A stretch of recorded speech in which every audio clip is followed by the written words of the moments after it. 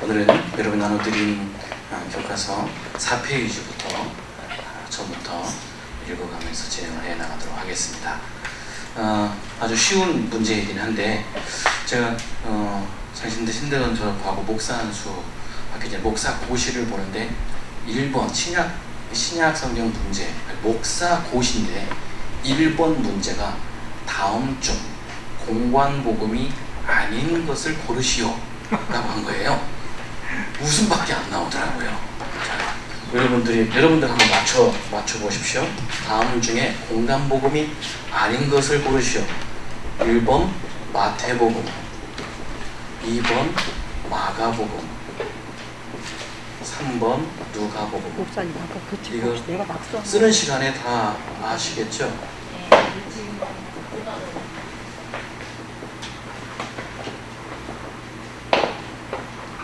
자, 몇 번일까요? 예? 공관복음이 아닌 것을 고르시오. 요한복음. 예, 답은 요한복음입니다. 목사고시 시험을 보는데 첫 번째 신약 문제가 이거였어요. 저는 허탈한 웃음밖에 나오지 않았는데 왜 고시위원들이 이 문제를 목사고시 신약성경 문제 저희는 10%밖에 합격을 안 시켜요. 이게 1000명의 시험을 보면 10%면 100명? 900명이 떨어지는 거예요. 900명. 이게 목사고시는 떨어뜨리려고 보는 시험이에요. 저희는 굉장히 어려운 곳이에요. 저는 운이 좋아서 은혜로 초시 합격을 해서 다행이지만 대부분 다 떨어집니다. 초시하는 사람들은 3%밖에 붙이지 않기 때문에 그 말씀을 드리는 게 아니라 왜 선배 목사님들이 고시위원분들이 할 일이 없어서 그런가 우리 수준을 뭘로 보고 1번 문제를 공관복음이 아닌 책을 고르시오 했을 때 그 답은 뻔한 요한복음인데 많은 사람들이 거기 문제에서 헷갈린다는 거예요. 우리를 무시해서 헷갈리는 게 아니고 이게 문제 같지도 않은 문제다라고 생각하는 게 아니라 이것을 알고 목회를 하라는 거예요. 무슨 말씀이냐면 이 중에 사복음서가 아닌 책 그건 없죠. 이게 다 사복음서죠. 그럼 사복음서와 공관복음서의 차이는 이름 구분하세요? 왜 요한복음은 사복음서 중에 요한복음은 공관복음에 해당되지 않을까요? 이에 대해서는 이유를 여러분 생각해 보신 적은 없으시죠? 예. 사복음서는 말 그대로 복음, 예수님의 생애, 그분의 말씀을 빠짐없이 기록한 게 사복음서예요. 그러면 요한복음은 이게 빠졌다는 거예요. 이게 없다는 거예요. 공관복음, 관점을 같이 하는 복음서라는 거예요. 이 관점은 관점이 마태복음, 마가복음, 누가복음의 관점과 요한복음의 관점이 다르다는 거예요. 그래서 4개의 복음서는 예수님의 출생, 탄생부터 해서 죽음에 이르기까지 모든 생애를 빠짐없이 기록한 건 아니지만 아무튼 그 생애를 기준으로 집필하지만 요한복음은 이게 기준이 아니에요. 요한복음은 사상입니다. 사상. 신학을 전하기 위한 책입니다. 여러분의 교과서 4페이지에 보면 중간에 이런 내용이 나옵니다.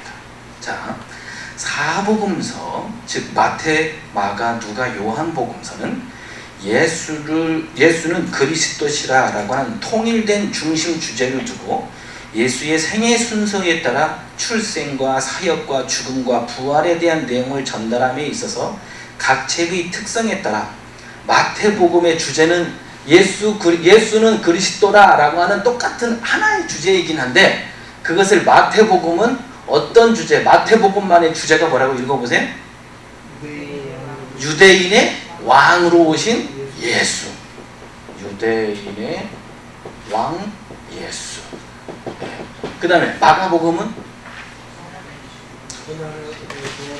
고난의 종으로 오신 예수. 예수를 전하게 하는데 그래서 마가복음은 이 예수님의 고난이 저 뒤에 있지 않아요. 앞에부터 예수님이 고난받고 유대인들한테 핍박받고 하는 내용을 사실적으로 전하고 있어요. 그 다음에 누가복음 뭐라고 읽어보세요. 인간으로 오신, 또는 인자라고 해요. 인간으로 오신. 그래서 누가복음을 읽으면 예수님이 참 인간적이시다. 왜? 아니 총리 되시는 분이, 아니 서울시장 되시는 분이 맨날 쪽방촌에 와서 거지들하고 놀고 환자들하고 놀고, 예? 세리와 죄인 집에 가서 식사나 하고 다니시고, 그게 예수님, 그냥 인간적인 예수. 그걸 취하시고. 그 다음에 요한복음 뭐라고요? 성육신. 제가 저기 뭐라고 써요? 요한복음 성육신 하신 로고스. 예수님은 하나님이다. 네. 하나님이신 예수. 자, 이게 공간복음서의 사복음서의 주제입니다. 그래서 예수님의 똑같은 생애인데, 예를 들어서 예수님이 베드로를 처음 만나셨을 때 그물을 배 오른편에 던져라, 깊은 곳에 던져라 라고 하는 구절이 있고, 없기도 하고 다른 친구들이 데리고 오기도 하고, 베드로가 세례 요한의 제자였다라고 기록하는 부분도 있고요. 하나의 사건을 각각 다르게 기록하는 부분들이 있어요. 그것은 각각 저자가 전하고자 하는 예수에 대한 주제 때문에 그래요. 그래서 유대인의 왕이신 예수님을 전하려니까, 유대인의 왕으로 오시려면 아브라함의 자손이어야 돼요. 그리고 다윗 왕의 왕가의 자손이어야 돼요. 그래서 마태복음 1장은 예수님의 혈통, 그래서 족보가 나오는 거예요. 그 다음에 마가복음 고난의 족, 이거 말할 것도 없고, 자, 특징은 이거. 사복음, 공간복음은 이 부분에 있어서 예수님의 생애와 말씀을 전하는 데 있어서는 같은데, 요한복음은 사상과 신학이 깊이 담겨져 있어요. 그래서 하나님이신 예수, 이게 또 달라요. 이건 역사적인 부분. 그래서 역사신학, 이제 성서신학을 연구하시는 분들은 요한복음을 예를 들어서 제가 걸어오다가 넘어졌는데 마침 길바닥에서 5만원짜리를 주셨어요. 그리고 와서 교회 와서 내가 어떻게 다리가 아파갖고 이 버스 타고 전철 타고 다니는 게 하나님이 안타까워 여기셨는지 택시 타고 가라고 하나님이 택시비를 주셨다고 라고 제가 간증을 한다면, 이것은 사실일까요? 신앙일까요? 사실은 그냥 넘어졌는데 재수없이 누가 흘리고 간 5만원을 주신 거예요. 이게 사실이에요. 사건이고. 그런데 우리는 그 사건과 사실을 뭐라고 해요? 신앙으로 포장을 하잖아요. 그리고 이건 법적으로 효력이 발생할까요? 안 할까요? 신앙적인 고백은 아니에요. 주웠느냐 안 주웠느냐, 그럼 CCTV를 보고 주웠다고 확인을 할 수 있어요. 훔쳤다고. 이게 사실 근거예요. 성서신학자들은 이 부분에 있어서 사상과 신학으로 사건을 이렇게 묘사한 요한복음의 자료는 역사적인 근거 몇 월 며칠 진짜 거기 5명이 앉아 있었는가? 근데 요한복음은 따져보면 가서 5만 명이 앉아 있다고 기록할 수도 있어요. 그렇죠. 신앙 고백으로 바꾸는 문제예요. 요한복음이에요. 그래서 공관복음에서 관점이 다르다 그래서 요한복음은 사복음서에서 빠집니다. 그 차이를 아셔야 돼요. 아니, 왜 사복음서 예수님의 생애와 말씀이 다 기록됐는데 공간복음이라고 다 해버리지? 이게 중요한 내용입니다. 꼭 기억해 주시길 바라겠습니다. 그러면 로고스이신 예수님, 한번 할까요? 로고스가 뭐예요? 이것과 레마, 이거는 로고스는 뭐예요? 말씀, 진리. 레마는요? 영감, 성령의 영감으로 주신 말씀. 이렇게 여러분 알고 계시죠? 이거는 한국 사람이 만든 거예요. 성경은 그렇지 않고요. 여러분, 제가 마이크를 잡고 설수철 목사가 말을 했어요. 말을 했다. 라고 헬라어로 기록하는 부분을 로고스라고 말하지 않아요. 그냥 말했다라고 기록하고 있어요. 신약성경에서 요한복음 1장에 나오는 이 로고스는 그냥 말씀이라고 번역하면 안 되는 거예요. 여러분, 우리 예수님 하신 말씀 중에 그대로 나오는 말이죠. 에바다, 달리다고, 그런 거 그대로 기록되어 있잖아요. 헬라어로 그냥 라고 하는 것처럼 번역하지 말고 그냥 로고스라고 했어야 됐어요. 왜냐하면 이 로고스라고, 여러분 신약성경에 보면 로고스라고 한 부분은 반드시 뒤에 1이거나 2이거나 이렇게 주석이 달려있어요. 주석이 달려있어요. 성경에 보세요. 로고스라고 나와 있는 부분에 아니 말씀이라고 요한복음 1장 찾아보면 말씀이라고, 말씀이 태초에 말씀이 계십니다 라고 하면 여러분 가지고 있는 성경에 이렇게 주석이 달려있어요. 저 성경지 밑에 가보면 로고스라고 밑에 써놔요. 성경에 써있어요. 우리 한글 성경에. 아니, 예수님이 말씀하시다라고 하는 내용이 성경에 수두룩 빽빽한데 왜 여기만 1 가로치고 밑에 주석 로고스라고 했을까요? 이거는 번역하지 말았어야 되는 거예요. 이거는 말씀. 예수님이 로고스이시다 라고 하는 성경의 내용은 몇 번 없어요. 5손가락 안에 들어요. 그냥 말하다 그런 뜻이 아니에요. 예수님이 가라사대, 예수님이 말씀하셨다 라고 하는 걸 여러분이 다 로고스라고 해석하시면 안 돼요. 헬라어에는 로고스라고 기록되어 있지 않아요. 로고스라고 기록되어 있는 건 이렇게 신약성경에 주석을 달아놨습니다. 즉 성경에는 이 로고스를 예수님이 말씀으로 번역을 했지만 로고스라고 헬라어라고, 원래 헬라어 원어로 로고스인 말씀은 반드시 그 말씀 위에 주석을 달아놓으셨다. 그 개수가 몇 개나 돼. 말하다, 가라사대, 뭐 예수님 말씀하시다. 이거 예수님 말씀하셨기 때문에 예수님 말씀은 다 로고스다. 그런 얘기 하시면 그냥 이렇게 한국에서 만들어낸 말이고 여러분이 그렇게 이해하고 계시니까 그렇게 이해하시는 건 제가 뭐라고 하지는 않겠지만 로고스, 그 당시에 진리, 신의 말씀, 신, 원리, 모든 것의 원리라고 하는 부분을 로고스라고 하는 말을 헬라 사람들이 당시에 다 그렇게 알고 있었어요. 제우스라는 신이 있었던 것처럼 이 로고스도 신의 명칭으로 썼었어요. 인간과 신의 매개체가 되는 신의 아들, 이렇게 그 로고스라고 하는 특정한 신의 명칭이, 호칭이 있었다. 그 동네 사람들은 다 그렇게 부르고 있었어요. 그런데 그 당시의 사상이 이분법적 사상이에요. 하늘은 깨끗하고 거룩하고 땅은 부패했어요.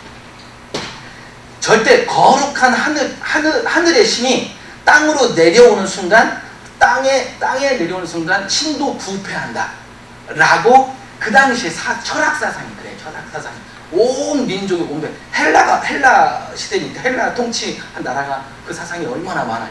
플라톤이라든지 소크라테스라든지 아리스토텔레스라든지 수많은 철학가 사상가들이 이런 이야기를 하고 있었을 때였어요. 그 당시에. 그런데 그 거룩한 데 속해 있어야 할 로고스라는 분이 사람의 육신을 입고 이 땅으로 내려왔어요. 이것을 뭐라고 하냐면 성육신이라고 해요. 인카네이션. 요한복음은 이거를 부정하는 그 당시의 철학 사상, 헬라 사상, 로고스인 하나님의 아들도 거룩하시지만 거룩하신 그분이 이 땅에 내려오셨다 해도 부패하지 않고 죄와 섞이지 아니하고 성육신 하셔서 오셨다라고 하는 걸 그 당시에 사람들은 절대 안 믿었어요. 왜? 이분법적 사고방식을 가지고 있었기 때문에. 그래서 이들 이분법적 사상으로 가지고 예수 믿은 크리스천이 있었어요. 크리스천. 그노시스주의라고 하는 크리스천들도 예수님은 하나님의 아들인 건 분명하다. 근데 우리가 학교에서 배우고 소크라테스나 플라톤이나 철학가들한테 배운 바에 의하면 신은 인간의 육신을 가질 수 없어. 그래서 이 그노시스주의의 이단들은 예수님이 인간의 육신을 입고 내려온 것을 믿을까요? 안 믿을까요? 안 믿죠. 근데 요한기자, 이 그노시스주의 이단들은 교회 와서 이런 것을 혼란시키는 거예요. 그래서 요한복음 읽으면 요한 1서 2서 3서를 읽어야 돼. 거기에 성육신에 대한 교리를 더 자세하게 쓰고 있어요. 요한복음은 예수님의 생애를 또 써야 되니까 생애를 쓰는 반면에 요한복음 1장에 나오는 로고스가 성육신한 장면을 짧게 기록하지만 요한 1서 2서는 길게 기록해요. 보충하죠, 보충. 그러니까 이들이 교회에 와서 성도들을 현혹시키는 헬라 사상을 가져와서, 그러면 예수님이 이 땅에 오셨고 우리와 함께 하셨고 기적을 베푸셨고 우리와 만나주셨고 치료해 주셨다 라고 하는 것을 이들은 따라서 해보세요. 환상이다. 그래서 그것처럼 보인다 라고 하는 뜻에서 금지주의.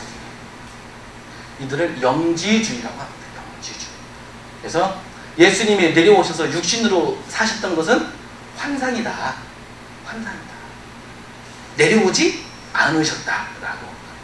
그래서 이렇게 믿는 이들에게 요한은 하나님이신 예수, 로고스가 인간의 육신으로 내려오셨다는 사실을 그 이단에 빠진 이들에게 기독교를 변증하는 기록서예요. 변증서예요. 요한복음. 변증서이다 보니까 예수님의 생애를 기록하는 형식을 취하지 아니하고 신학적인 변증을 하다 보니 공관복음, 같은 관점이 아니게 되었어요. 요한복음. 무슨 말씀인지 이해하시죠? 제가 이 말씀을 왜 드리냐면, 이 산상보훈을 읽으시는 여러분들이 산상보훈은 이게 마태복음은 누가 썼는가, 그 저자를 찾아내는 데에서도 여러분들이 고민을 해보지 않으시면 안 됩니다. 여기서 만약에 마태복음의 저자를 찾는 방식을 제가 이 책에 기록하고 있어요. 마태가 썼다고 하면 그만이지. 성경을 기록하는 데 있어서 영감설이 있어요.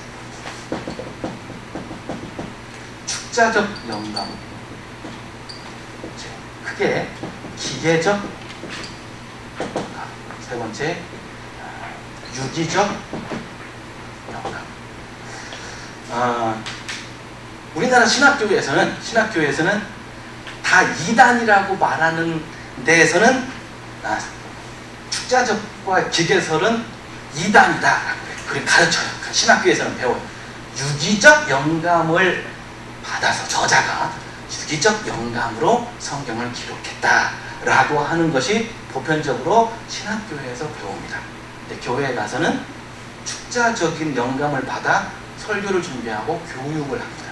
이거 참 안타까운 현실이고, 제가 장신대이면서도 이 말씀을 드리는 건 다른 신학교도 이렇게 바뀐다는 거예요. 그럼 이게 뭐냐? 그러면 성경의 저자, 성경을 기록할 때 그럼 어떻게 기록했느냐? 그럼 성전에 앉아갖고 목욕 재개하고 하나님이 또 받았어. 한 글자 하나님이 부르시는 대로 잘 안 들려요. 다시 한번 말씀해 주세요. 쓰는 시간을 합쳐서 하나님이 한 글자 다 받아서 쓴 거다라고 하는 걸 축자적 영감이라고 해요. 두 번째는 기계는 뭐냐면, 여러분이 타작이야. 그죠? 타작이야. 우리는 그분이 부르시는 대로 쓰라는 대로 우리는 타자기가 돼서 기계적으로 받아 적었다는 기계적 영감설. 이게 쓰는 저자의 생각이나 고민이나 철학이나 사상이나 신앙이나 단 1%도 들어가지 않아요. 여기는 0%예요. 그런데 유기적 영감설은 뭐냐면, 하나님께서 사도 바울이 유대인 출신이에요. 바리새인 출신이에요. 성경 선생님 출신이에요. 성경 학교에 서울대급에 다니는 양반이야. 이 사람이 예수를 믿었어. 근데 사도 바울의 장점이 뭐예요? 율법에 관통하는 거예요. 그가 학교에서 여태껏 예수 믿기 전까지 그 그가 배웠던 학문, 율법의 학문, 율법 선생님이 되려고 했으니까 율법의 학문, 그리고 율법을 지켜왔던 구약 시대의 신앙, 그리고 그가 로마의 시민권을 가지고 있는 그의 삶의 양식을 하나님이 다 존중하셨어요. 그래서 그에게 영감을 주시고 그의 학벌이나 취미나 성격이나 다 존중하셔서 사도 바울이 하나님이 주신 영감을 가지고 기록을 합니다. 불러주시지 않는다는 거예요. 무슨 말씀인지 아시겠죠? 이게 유기적 영감. 성경은 유기적 영감을 받은 저자가 씁니다. 요거 축자적 영감서, 기계적 영감서는 누가 갖다 쓰느냐?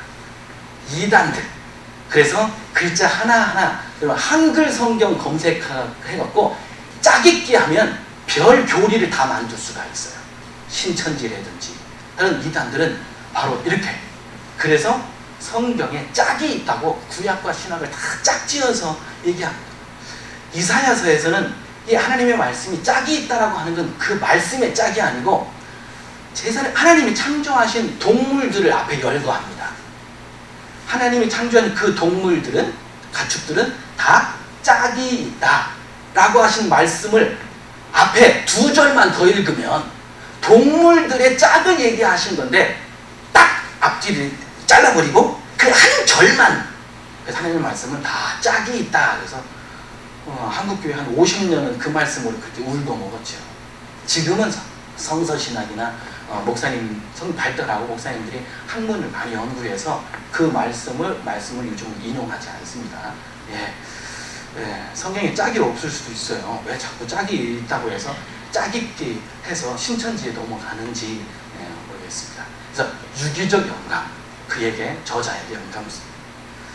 베드로에게 영감을 주셨어요.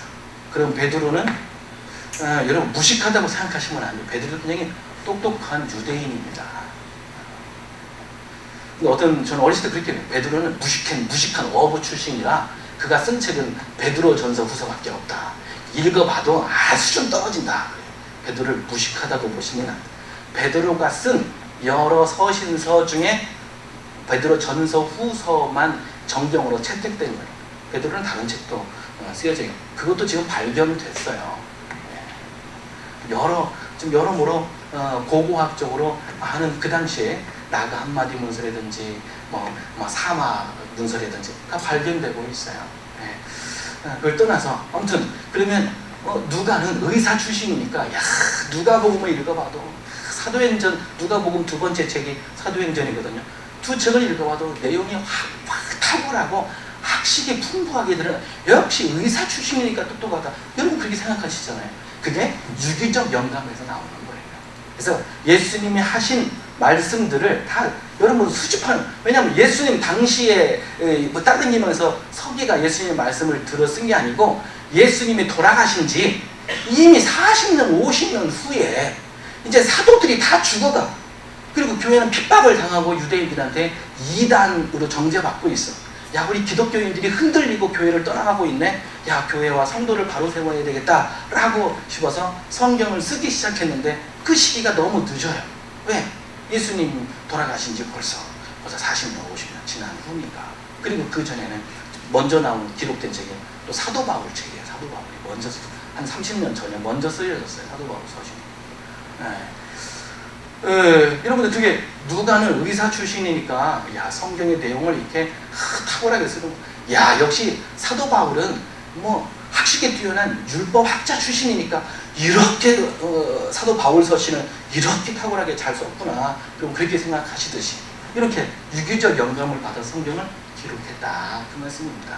그러다 보니까 저자가 성경 기록하는 기록자가 마태 공동체의 상황에 따라서 예를 들어서 지금 내가 복음을 전하는 사람들이 지금 설교를 듣는 대상들이 노인분들만 있어요. 시골에는 노인분들만 계신데 자꾸 목사님이 막 젊은 설교 비전 설교를 하고 그러면 노인분들이 그 연세에 무슨 꿈을 이루자 비전을 이루자 하겠어요. 노인분들한테 그 대상에게 맞는 메시지와 설교를 전하는 거예요. 역시 마태 공동체에는 왜 예수님을 유대인의 왕으로 오신 주제로 전할 수밖에 없었는가? 그 당시에는 여러분 교과서에 이렇게 나와 있습니다.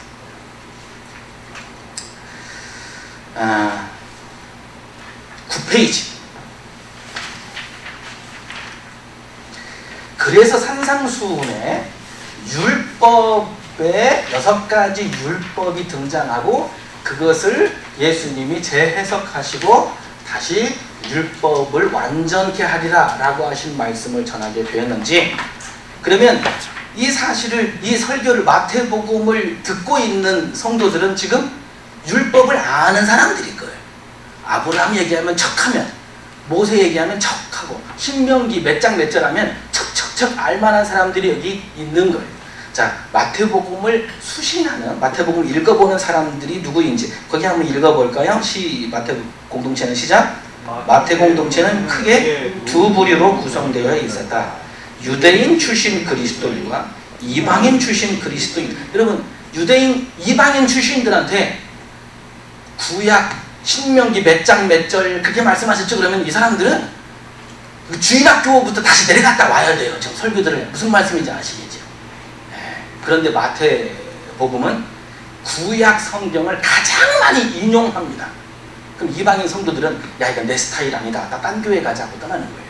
근데 여기 대상들이 유대교 출신, 유대인 출신, 율법을 꿰차고 있는 유대인 출신 그리스도인이 앉아있고 이방인 출신 그리스도인도 앉아있다. 그런데 유대인 출신 그리스도인 중에는 유대인을 싫어하는 반유대파가 있어요. 그리고 친유대파가 있는데, 반유대인들은 율법에 우리가 질렸다, 율법은 폐기해야 된다라고 주장하는 반면에 친유대교인들은 율법도 하나님이 주신 거고 복음도 하나님이 주신 거면 율법도 필요하지 않느냐, 그러면서 율법을 유지해야 된다라고 하는 주장을 하게 됩니다. 그래서 마태 공동체 안에는 율법 폐기론자들이 이 마태 목사님한테 막 항의하는 거예요. 율법을 폐기한다고 설교해 주십시오, 막 그렇게. 밖으로는 또 유대인들의 핍박과 싸워야 되는 그런 게 있습니다. 그래서 마태 공동체는 가장 중요한 건 뭐냐면 11페이지 위에서 둘째 줄. 자, 점점 이방인들이 교회로 전도해서 들어오게 되니까 처음에는 유대인 중심이었던 교회가 점차 유대인과 이방인의 혼합 공동체로 발전하게 되었는데, 읽어봅시다. 마태 공동체가 유대인과 이방인의 혼합 공동체라는 것은 마태복음을 이해하는 데 있어서 매우 중요하다. 마태 공동체가 다른 유대인과 이방인 두 그룹의 신자들을 대상으로 삼는 까닭에 마태복음이 유대 선민 사상과 이방인을 포용하는 보편 구원 사상을 동시에 품고 있다. 즉, 유대인의 왕으로 오신 예수님을 설교할 때 그 설교를 다 이해하는 데 있어서 유대인들도 앉아있고, 이들은 율법을 폐기해야 된다라고 하는 사람들, 유지시켜야 된다라고 하는 사람들도 앉아있고, 이방인 크리스천들도 있다 이거죠. 마태복음은 다른 복음서와 달라요. 마가복음, 누가복음하고 다릅니다. 마가복음, 누가복음은 따라서 해보세요. 헬라인 크리스천, 흩어진 디아스포라들, 헬라어를 능통하게 하는 사람들, 헬라어를 능통하게 하는 유대인들, 여러분들은 안 그러실지 모르겠지만 우리가 아는 상식으로는 우리가 이제 미국에 30년 살았어요. 그럼 영어도 이렇게 이제 잘 하게 될 거 아니에요? 영어만 잘합니까? 미국식의 생활 풍습을 몸에 받아들이게 됩니까? 그렇죠. 언어 속에는 사회학이라는 게 있어요. 언어만 배우는 게 아니고 그 나라의 풍습과 전통, 사회성을 받아들이게 되는 거예요. 그래서 이제 디아스포라, 즉 이스라엘은 멸망했으니까, 이스라엘은 AD 80년에 이스라엘 성전이 무너지고 이스라엘은 멸망합니다. 다 그래서 세상으로 흩어지잖아요. 이스라엘은 나라가 없어요. 예, 이스라엘 나라 있어진 지 뭐 지금 몇십 년밖에 안 됐잖아요. 독립한 지 2000년 동안 그게 전 세계에 흩어져서 사는 거예요. 그들이 그 세계에 흩어져 살면서 헬라어만 배운 게 아니고 헬라 사상에 물들어 있는 거예요. 그러니까 유대인들인 거예요, 그들도. 그런데 그것을 부인하고 우리는 헬라 사상을 받아들이지 않겠다. 우리는 유대 전통만 지키겠다 하는 골수분자들이 있어요. 골수분자들이. 이들이 율법을 유지해야 된다라고 하기도 하고, 예수 믿었으니 이젠 지긋지긋하다. 아니, 우리가 한국 사람도 아니고 왜 미국 땅에 와서까지도 제사를 지내야 되고, 한국의 전통과 풍습을 미국 땅에 내가 30년 살면 왜 그렇게 살아야 되냐. 야, 이게 미국식으로 우리의, 야, 얘 바꾸자 하면서 바꿀 수 있다는 거죠. 그런데도 유대인들은 골수적으로 하나님에 대한 신앙, 율법에 대한 신앙이 아주 굳은 사람들은 율법을 폐기하거나 율법을 유지해야 된다 또는 폐기해야 된다, 그런 주장들이 있다는 거죠. 그래서 예수님을 전하긴 전해야 되는데, 이 유대 크리스천들에게도 예수님은 이렇게 해서 오신 분이고, 당신들이 지켜온 율법도 폐기한다기보다도 그 율법을 예수님이 완성하러 오신 분이니 율법을 지킬 분들은 지키시오. 그러나 율법을 안 지켜도 된다라고 해도 예수님의 복음을 믿고 복음대로 행하는 것도 선지자의 강령, 모세와 율법과 선지자의 강령 중에 드는 겁니다. 일단 계속 그 부분을, 마태복음은 율법과 선지자의 강령이라 라고 하신 말씀을 마태복음은 계속 반복합니다. 그러니까 당신들의 방식도 율법이고 이 복음도 율법의 정신을 따라서 한 겁니다. 그 얘기를 좀 하자는 거예요. 그래서 마태복음 안에는 다른 복음서와 다르게 마가복음, 누가복음은 헬라어를 말하는 크리스천들에게, 헬라의 사상과 전통에 젖어 있는 그들에게 예수님의 복음을 전하는 거예요. 그러다 보니까 반율법적입니다. 율법 폐기론에 가깝습니다.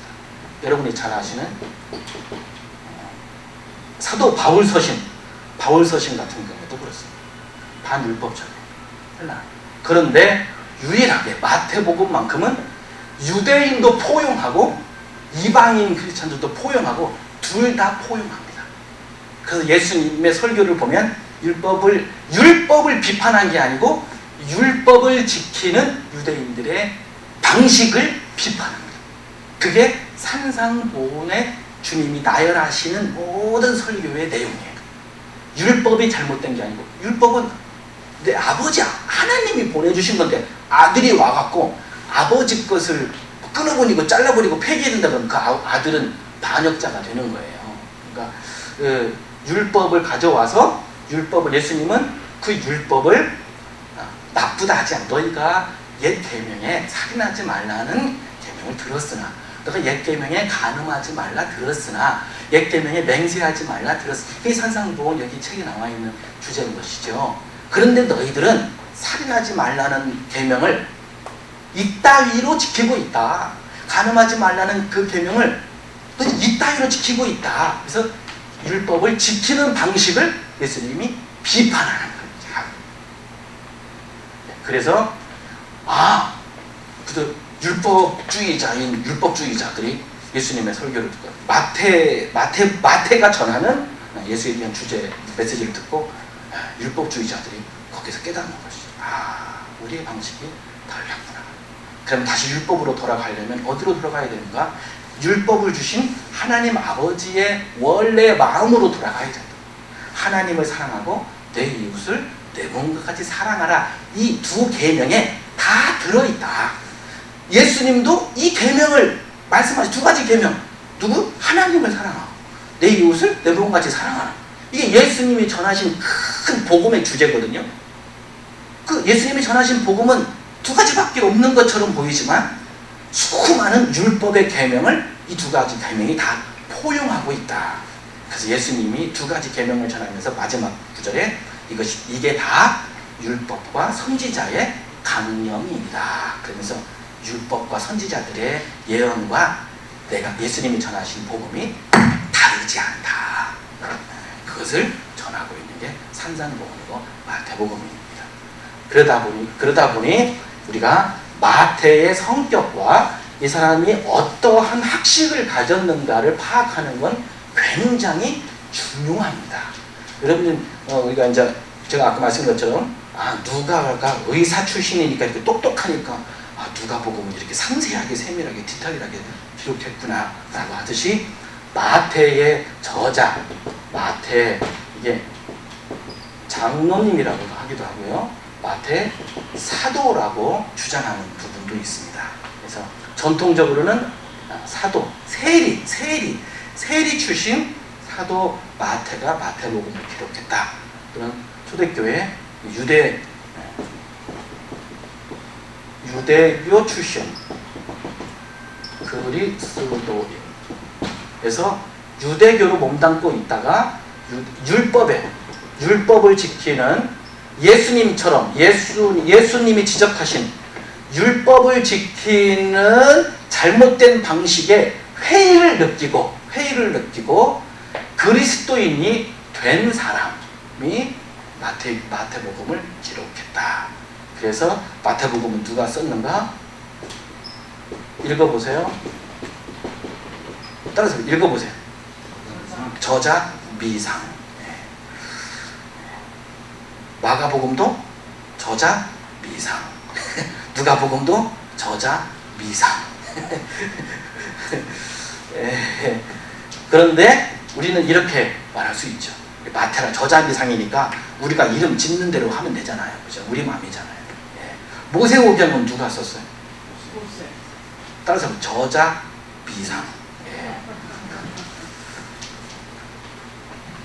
왜? 모세가 죽은 이후에 부활해서 썼어요? 모세가 죽은 이후에 기록한 건 뭐예요? 모세 육경이라고 부르는 거.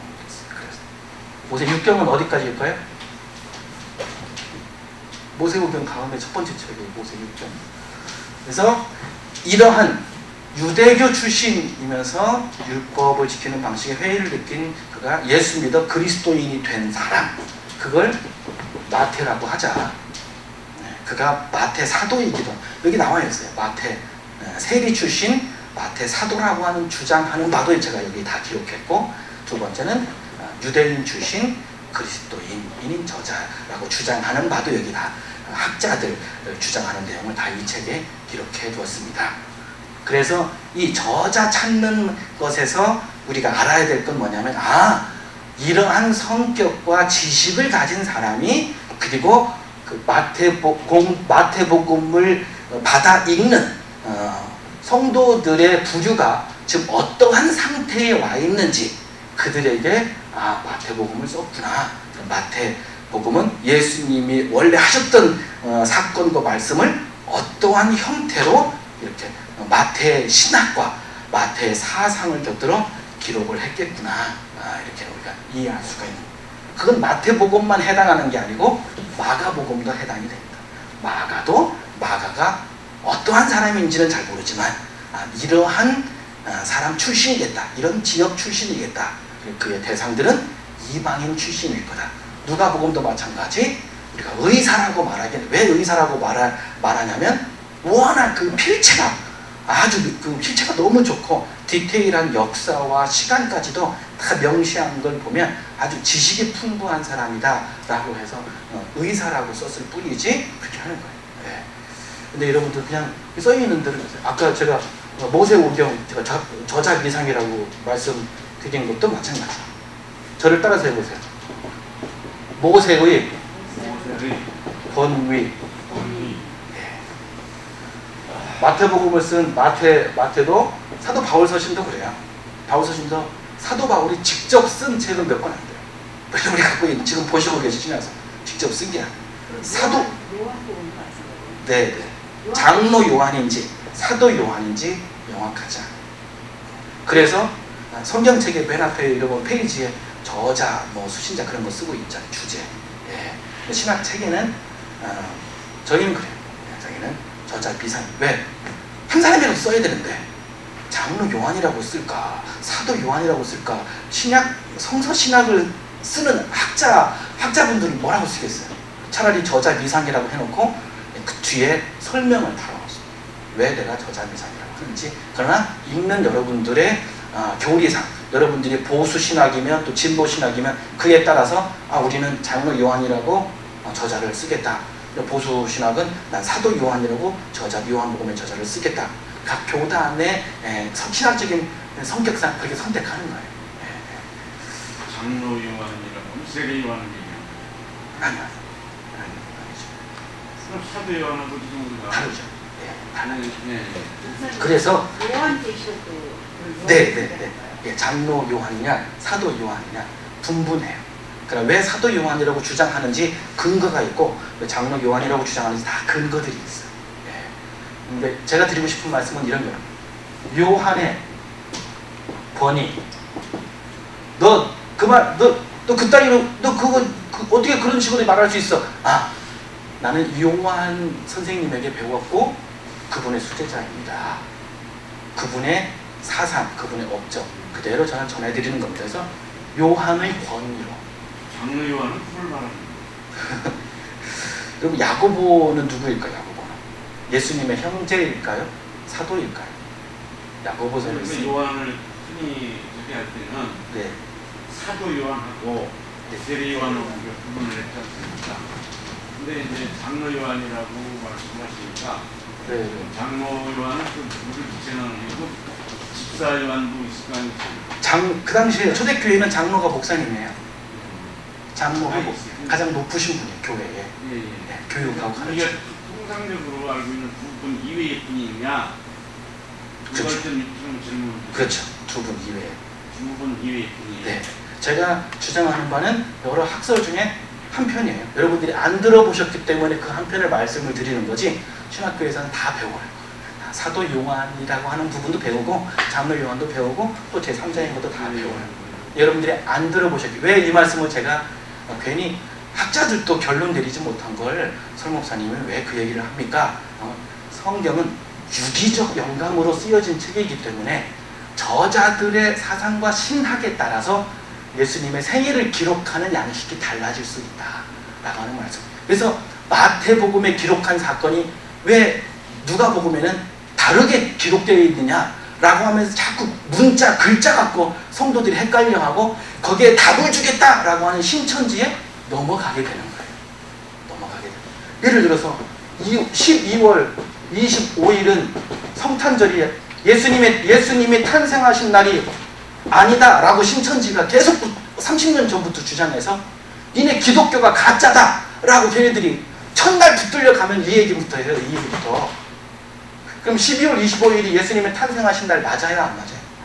아니죠. 어디는 1월 15일 지키는 지금도 1월 15일 지키는 데가 있고 3월 15일 지키는 데가 있고 다른 날짜 전화는 지키는 데가 있어. 전 세계 기독교 국가 중에 12월 25일은 로마가 헬라가 여러분 우리나라를 이제 불교 유교 많은데 대통령이 미쳤어.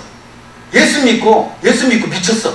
이제부터 우리나라는 기독교만 섬겨야 된다라고 미친 대통령이 기독교 국교화를 시켰어요. 우리나라로 따라지면 여러분들은 예수님 크리스마스를 며칠로 정했으면 좋겠어요? 아니에요. 설날도 좋아요. 따라서 해보세요. 10월 3일이에요. 한국 사람들이 고유로 믿는 신에게 제사 드리는 그날을 예수 믿는 날로 정하자 이래요. 그러면 그 재단에서 그러면 이날 아니고 10월 9일이나 이렇게 합시다. 성탄절을 그렇게 합시다. 그러면 10월 9일을 성탄절로 지켜. 그러면 10월 3일 날을 개천절 날 제사 지내러 사람들이 가야 안 가요? 가죠. 이걸 못 가게 하려면 차라리 10월 3일 날로 예수님 성탄 기념일로 정하자 이거예요. 그러면 개천절 그 태백산 올라가서 지내는 제사는 없어지고 예수님 탄생 기념 행사로 바뀌는 거예요. 12월 25일 신천지가 말하는 바는 그거예요. 이것은 로마의 태양신의 아들을 섬기는 태양신을 섬기는 축제일이에요. 축제일. 근데 이날을 축제일이면 얼마나 성대하게 국민들이 그렇게 했겠어요. 축제를 벌였겠어요. 그런데 예수님이 하나님이 아니다. 우리는 예수님을 하나님으로 섬긴다. 그래서 태양신을 섬기는 그날을 크리스마스로 만들어버리니 태양신 축제는 사라지고 성탄절 축제가 나오는 거예요. 이게 가짜가 아니에요. 날짜도 명확히 모르는데 우리가 날짜를 왜 이렇게 정했는가. 아주 기독교인의 아주 슬기로운 기독교인의 지혜라고 볼 수 있죠. 왜 그러니까 여러분들이 문자로 축자적으로 성경이나 모든 역사를 이해하다 보니까 그걸 역이용해서 신천지나 이단들이 잘 믿는 기독교인들을 빼가고 야 우리 기독교가 잘못됐었구나 라고 하는 것을 주장하는 것이죠. 그러니까 성경은 저자에 따라서도 많이 열려져 있어요. 열린 오픈마인드로 읽어보셔도 되고 아주 가볍게 읽어보셔도 쉽게 이해가 되셔야 되는데 이 말은 뭐야? 이 말은 왜 뭐야? 어디서는 이렇게 말했는데 왜 할까? 그렇게 하지 않으셔도 된다는 거예요. 그래서 유대 선민 사상을 갖고 있는 율법주의자 유대인들도 예수님이 품고 그리고 이방인 사상에 물들어진 크리스천들도 품는 책이 신약성경에서 유일하게 마태복음이에요. 아주 큰 특징이에요. 마태복음만 가질 수 있는 엄청난 특징입니다. 자, 여러분의 교과서 14페이지. 그러면 왜 마태복음을 기록했는가? 예수님이 돌아가신 지 몇십 년이 지난 이후에 예수님이 살아생전에 말씀하셨던 그 말씀이 부두로만 전해지는 게 안타까웠어요. 그리고 사도들이 자꾸 순교당하고 그분들 살아계셨을 때는 예수님의 현장에서 직접 목격한 들은 사도들에게 설교를 들을 수 있어서 좋았는데 자꾸 순교당하고 하니까 속사도 사도들의 제자들의 시대가 돌아오니까 우리 기록해놓자 해서 기록을 하게 된 거죠. 그러니까 어떤 목적으로 마태는 이렇습니다. 다른 성경은 또 다른 목적이 있어요. 기록 목적은 중요하니까 읽어보십시다. 마태기 시작. 마태 공동체는 이단으로 정죄하는 유대교의 도전에 응전하고 이게 무슨 뜻이냐면 그 당시에 이스라엘 백성들은 다 유대교 율법을 믿고 있었어요. 근데 새롭게 등장한 그리스도인들을 이단이라고 했어요. 여러분이 잘 아시는 요한복음에 실로암 소경 이야기가 있습니다. 사건이 있어요. 실로암 소경을 예수님께서 고쳐주시니까 유대 종교 지도자들이 누구를 부르냐면 이 소경의 아버지를 부릅니다. 너희 네 아들이 이렇게 어떻게 되나? 아버지가 이게 약간 솔직하게 말하지 못하고 얼버무립니다. 나는 잘 모릅니다. 내 아직도 다 컸으니 그 아들이 다 잘 알 것입니다. 왜? 그랬더니 그 밑에 설명이 나옵니다.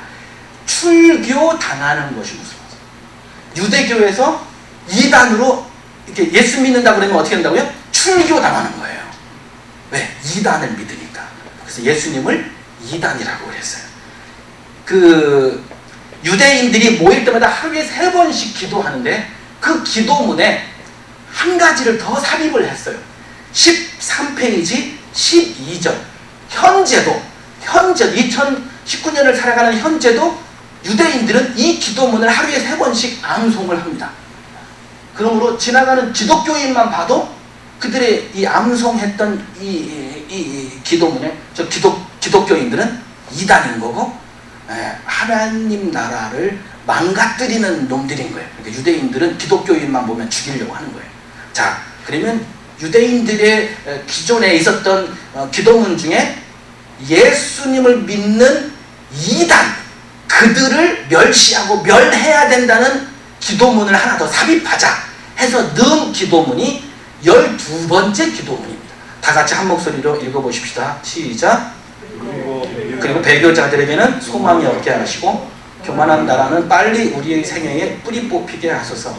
그리고 나사렛 당원들과 이단자들은 빨리 망하게 하시고 그들이 생명책에서 지워지게 하시며 그들이 의인들과 함께 기록되지 않게 하소서. 교만한 자들을 겸손케 하시는 주님 당신을 축복합니다. 그럼 여러분들 기독교인들을 유대인들이 이런 시각으로 보신다는 거 무섭지 않습니까? 기록 목적, 이단으로 정죄하는 유대교의 도전에 반박하고 응전하기 위해서 그래서 유대교 성경, 율법에 대한 내용들을 구약 성경을 그래서 가장 많이 마태복음이 인용을 하고 있어요. 자, 두 번째 율법과 읽어봅시다.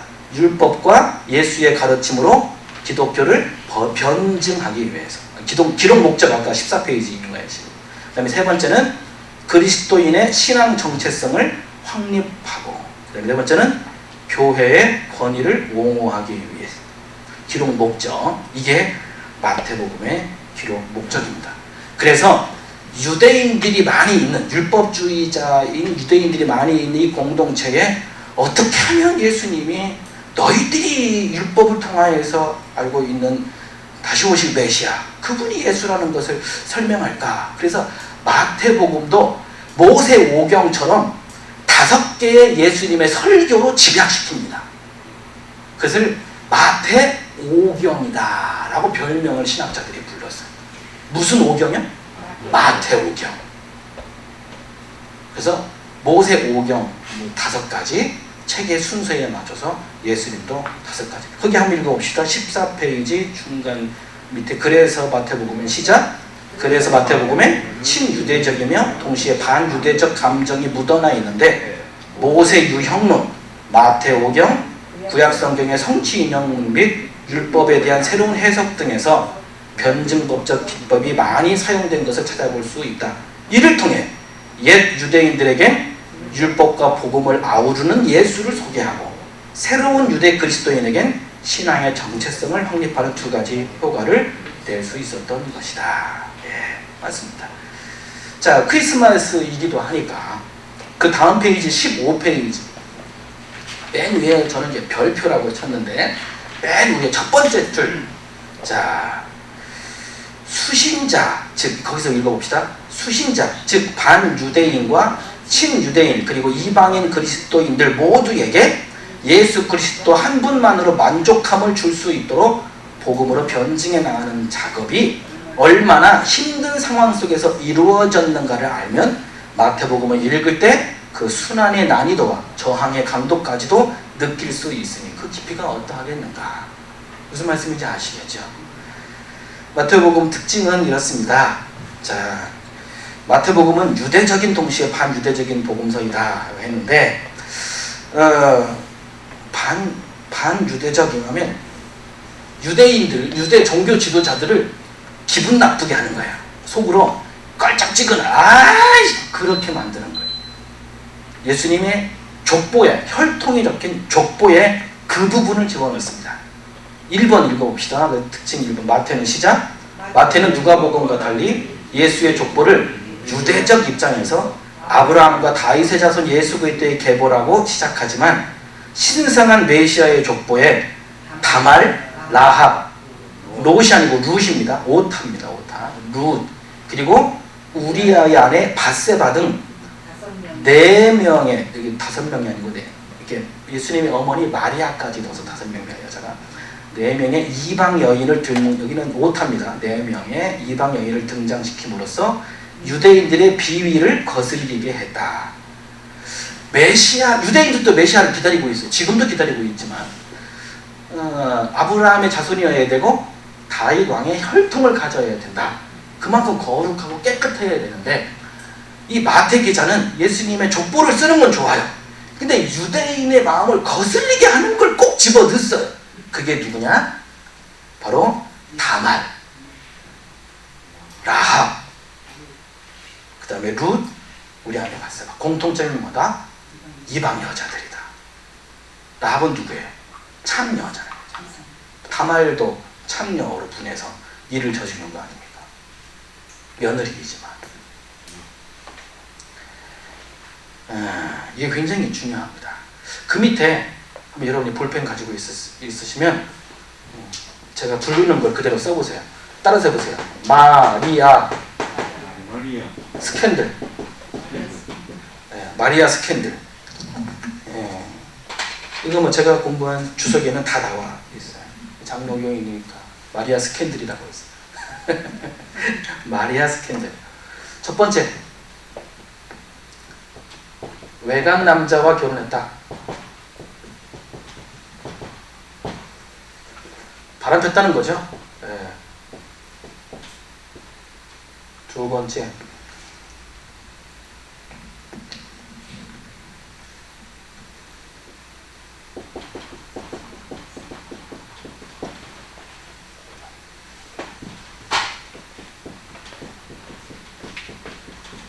수치스러운 일을 당했다. 첫 번째, 마리아가 왜 이런 스캔들이 나왔을까요?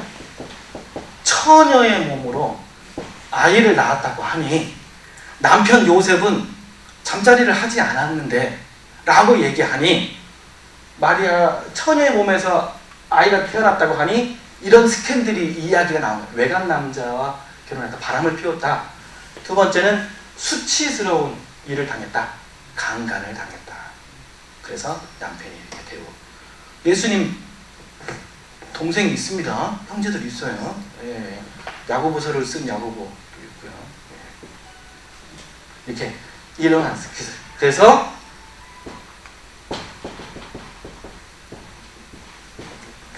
마리아에게서 태어난 예수는 정통성이 없다. 유대인의 왕의 정통성이 없다. 라고 하는. 이게 마리아 스캔들입니다. 어떤 이는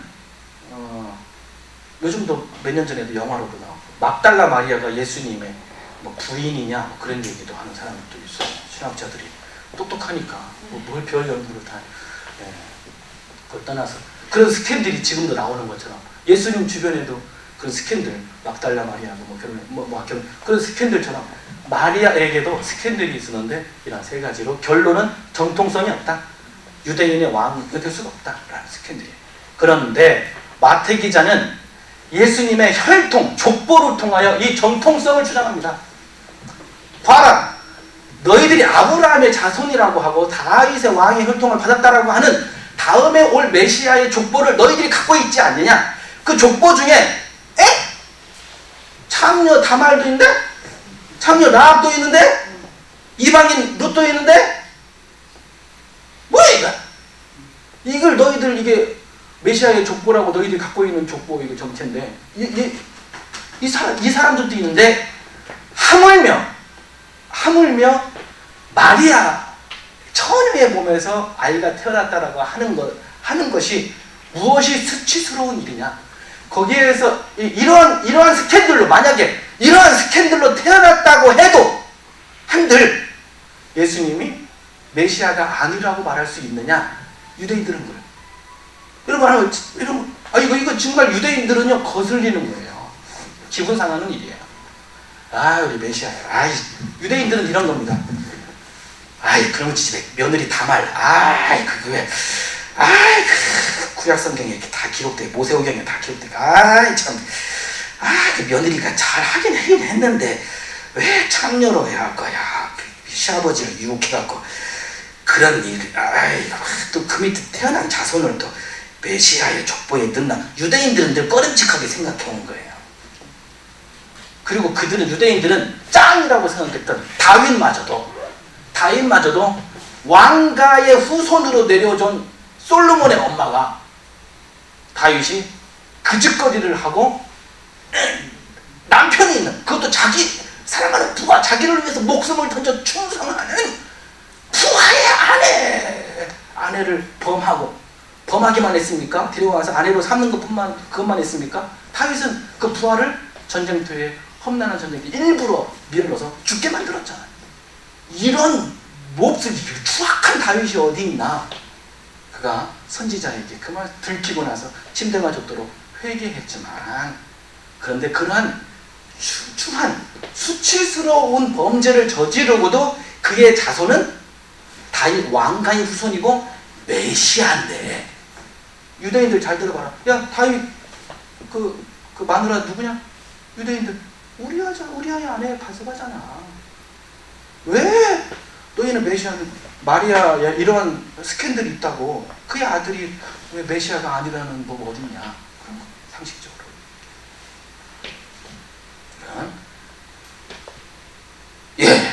그렇죠? 이게 예수님 크리스마스 마리아 스캔들. 그래서 족보를 통해서 마태는 이방인 여자들을 족보에 등장시키면서 지금 듣고 있는 율법주의자 유대인들, 예수가 하나님 아들, 너희가 기다리는 메시아임을 충족시키고자 이방인 여인들의 이름을 여기에 삽입을 합니다. 그 이유가 여기죠. 잠깐 쉬죠. 네.